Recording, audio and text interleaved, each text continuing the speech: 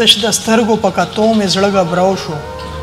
تش د سترګو په کتو مې زړه غبراو شو چې نظر مې ستا نظر سره ملو شو د سپرلی د ګل په شان تر او تازه شوم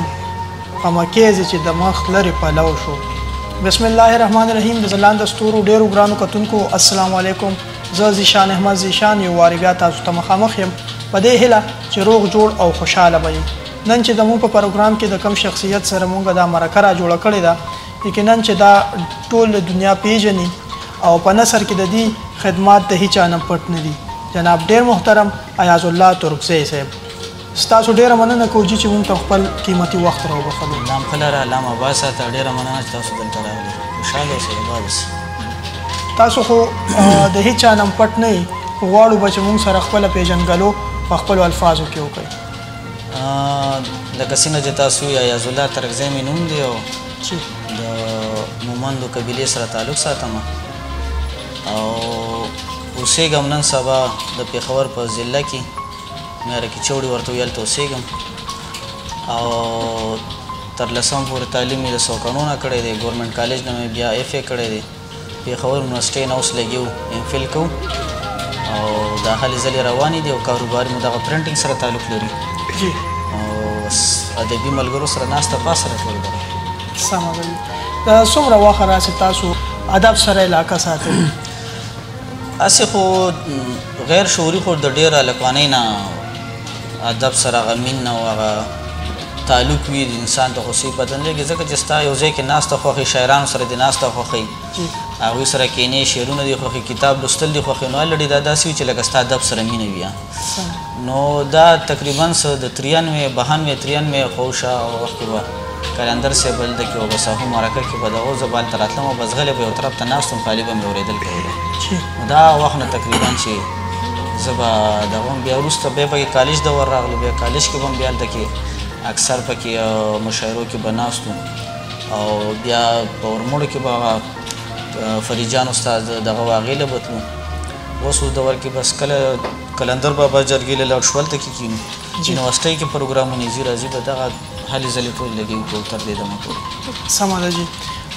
چېرته چې د افسانې ذکر راځي نو هلته به د خلکو په ذهن کې د ایاز الله ترکزی صاحب تصویر یا نوم خامخا راځي نو دوی سره به نن د افسانې په هکله خبرې اترې کوو سر دا راته ووایي چې افسانه څه ته وایي افسانه خو چې کومه ده نو دا خو د دې مختلف تعریفونه دي او وخت په وخت باندې دا تعریف بدلیږي وخت په وخت افسانه داسې ده چې د دې تعریف په یو ځای باندې نه دی پاتې شوی اول نه به خلکو به وي چې یاره یا لیکوالانو په زیاتر دا خبره کوله چې لکه یو وړه غوندې کیسۍ چې هغه مثال خبره 5 منټو کې یا نیمه ګنټه کې دننه دا لوستی کېږي به دا افسانه ده یا پکې وروسته پکې د دې کې بیا تعریفونو کې بیا رد و بدل راتلو اوس پکې زیاتر خلک پکې فن ته پته دغه کوي چې یاره سسپنس پکې وي که نه او تاثر پکې وي کیسۍ پکې وي لکه دا مختلف د دې هغه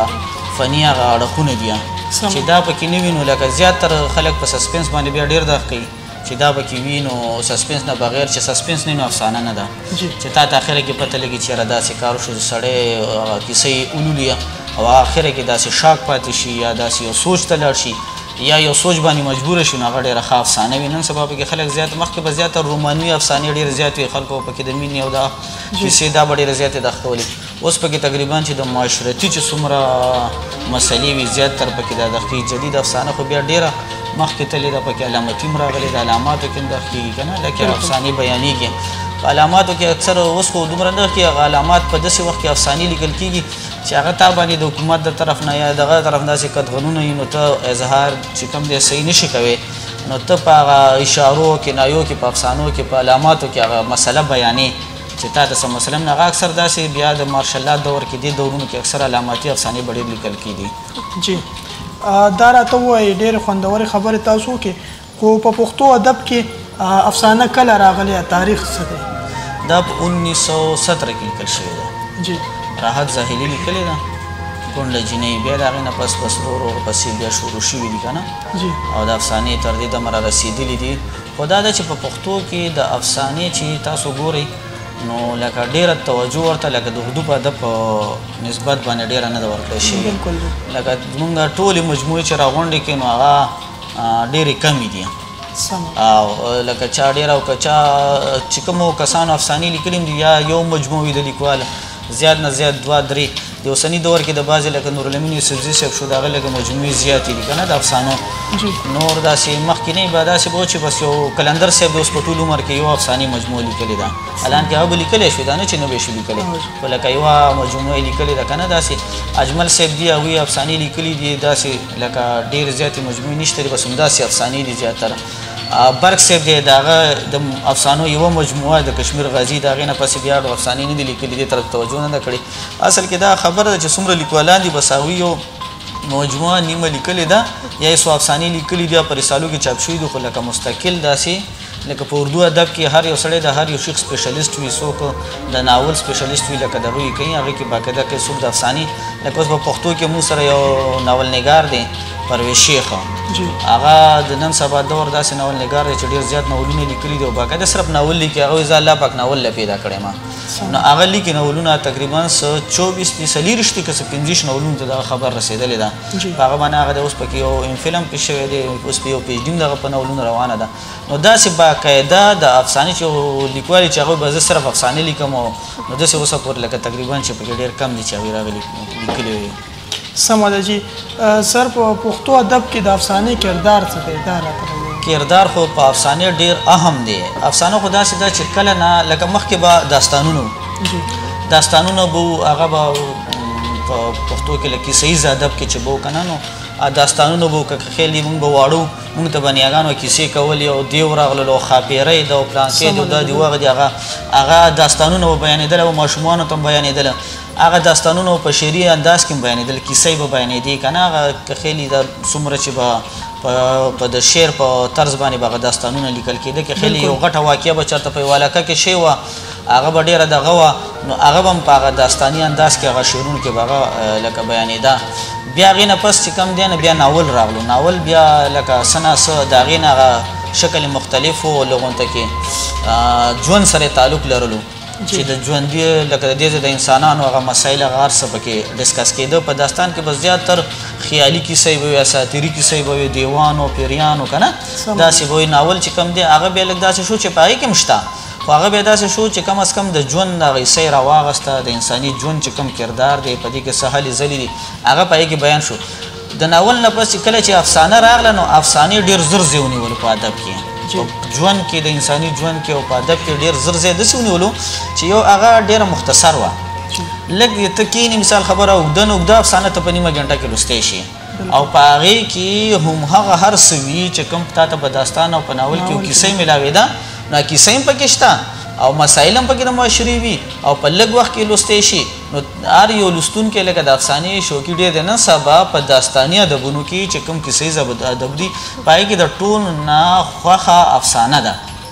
افسانه خلک ډېره خوښوي افسانه ډېر هم لیکل کېږي په ټوله هغه دې وجې چې لکه دا لږ وخت کې لوستی کېږي او لږ وخت کې سړی ته نه ښه محفوظ شي او یو کیسه هم ورته میلو شي او یو عبرت هم ورته میلو شي جی سر تاسو ډېر خوندورې خبرې وکړې دا راته ووایي چې د افسانې څومره اقسام دي افسانې اقسام خو اچھا خبره چې ورپسې په ډېر دغه سره ګرځي نو بې شمېره دي ډېر زیات دي خو زیاتر خلک لکه اوسه پورې د افسانې لی به داسې قسمونه هم نه دي ورکړي په ادب کې مشرانو لکه داسې قسمونه نه دي ورکړي خو بس او خلک وایي زیاتر څوک وایي رومانوي افسانه ده څوک وایي دا معاشرتي افسانه ده دا ترقي پسند افسانه ده که نه د ترقي هغې کې دا کاري که نه یا مثال خبر علامتي افسانه ده هغې کې دا کاري چې د کمې نظري لکه ترقي پسند یو تحریک دی د هغوی د نظریې مطابق چې کوم د انسان چې کوم ریالیزم دی که نه لکه په ژوند کوم ریالیزم دی هغې عکاسي پکې کېږي دی وایي ترقي پسند افسانه ده چې که مثال خبره علامات پکې بیان شوي خلک وایي علامتي ده مینه محبت پکې پیدا شوي خلک وایي چې لکه دا رومانوي افسانه ده بس دغه د دې دغه نور داسې باقاعده کټګرۍ نو دغه چېرته اوسه پورې چا نه دي ورکړي ورته سمه ده جي ستاسو چې کوم کتابونه چاپ شوي د هغې نومونه را سره شریک کړئ زما چې د افسانو کوم کتابونه چاپ دي نو یو لومبۍ مجموعه چاپ ته د هغې نامه درشله درشل چاپ شوې ده بیا یوه بله مجموعه ورپسې چاپ شوې وه د هغې نامه وه تور مخونه او بیا اوس د دې فروری کې د 2020 په فروری کې زما یو مجموعه چاپ شوې د پټ پټونې په نوم باندې او اوس په دې کرونا کې ما یو مجموعه لیکلې ده خو لا چاپ شوې نه ده د هغې کرنتین نامه ده خو لا پرنټ شوې نه ده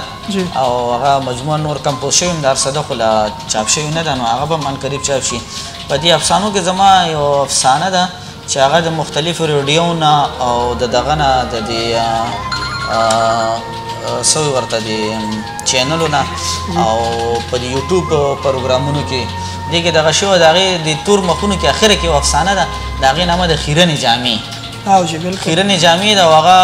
ډېرو ملګرو په خپل اواز ویلې ده او هغې سره مختلف میوزیک او دغه کړي دي په ریډیو باندې ثاقب افریدي هم ویلې ده او نور کسان هم ډېر وایي نو هغه ډېره زیاته اپریشیټ شوې هغې کې د یو ماشومې کیسه وه چې هغه یتیمه وي مور یې مړه یا سکول ته راځي خیرنو جامو کې یو کیسه غونته هغې کې ده هغه ډېره زیاته خوښه شوې وه او هغه یو قسم ته زما یو داسې پهچان غوندې هم جوړ شوی دی شناخت غوندې جوړ شوی دی اکثر چې څوک دغه وکړي چې لکه ستا دغه خیرنې جامې افسانه لکه یو طرزې یا چې څوک زما نوم ولي ښه وي خیرنه جامې افسانه چې لیکلې ده نو دا یو افسانه پکې لکه داسې یو ځای نیولی دی دغه کړی دی ډېره مننه سر تاسو ډېرې خوندورې خبرې وکړې دا راته ووایي په دې اخره کې چې افسانه لیکلی کېږي څنګه په دې راته لږه مختصرا رڼا واچوئ اصل کې افسانه خو چې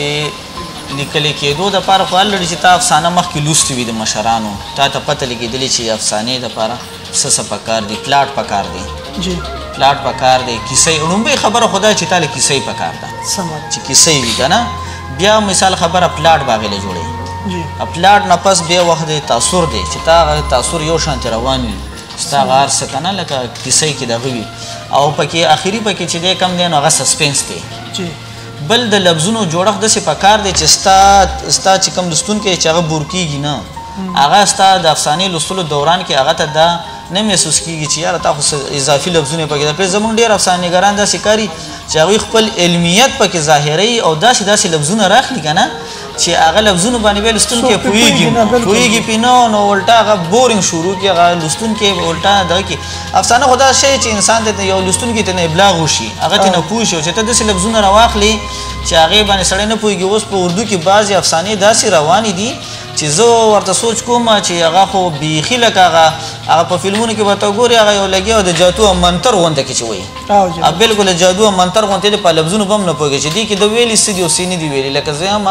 چې که ډېر تکړه لیکوالان به وي هم پرې نه پوهېږي بس صرف مصنف به پرې پوهېږي ځکه چې هغه به لیکلي نور اکثریت افسانې نه څه بلکل د جادو یو منتر جوړ کړی دی نو افسانه خو هغه دی چې خلکو ته ابلاغ وشي هغوی ته څه عبرت واخلي څه کیسې واخلي زیات تر دغه دی ډېره مننه کوو ستاسو د وخت راکولو ډېره زیاته مننه سر نوي کل ته څه پیغام ورکوئ نوي کل ته خو زه دا پیغام ورکوم چې یاره یو خو چې څومره زیات کیدی شي چې دا کتاب ګوري کتاب داسې یو ملګری دی چې دا د ژوند په هر یو وخت کې دا تا سره وي هر یو څیز به د سره ورو ورو بېوفایي کوي کتاب تا سره بېوفایي نه کوي